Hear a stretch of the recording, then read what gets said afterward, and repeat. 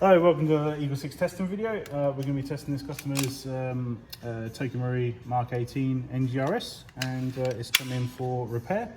Repair, rebuild, strip, find out what's wrong with it, fix it please, type of situation. And so we stripped it down.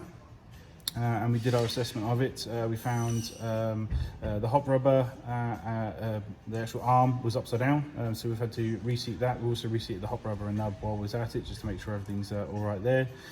We also found a spring missing on the actual bolt stop release catch button, so we've replaced that spring.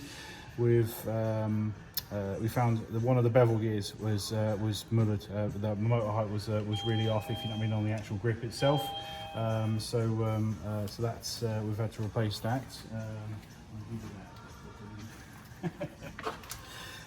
So we've obviously set the motor height up correctly, and got all that done.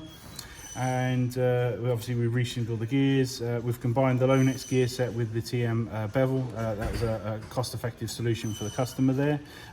It's actually, you know, it's the one that requires the strongest gear is obviously the sector gear. What else did we do? The blowback part, the black part of the blowback carrier was broken, so we replaced that. The contact switch set at the back here on the stock was broken. We've built up the contact bars so that they sit higher for a better connection that's more reliable. We made a little bit more room on the adjustment lever here because it was sticking, so we fixed that. Installed the Laylax body pin here, and fit a Prometheus piston head because the TM one had quite a lot of loctite on it, and it ended up shearing off the pin when we took it off for servicing. We've installed the Prometheus piston head. So overall rebuilt 340 on 2s, 259 on 3.2s, and we'll test now just to make sure that everything's good to go.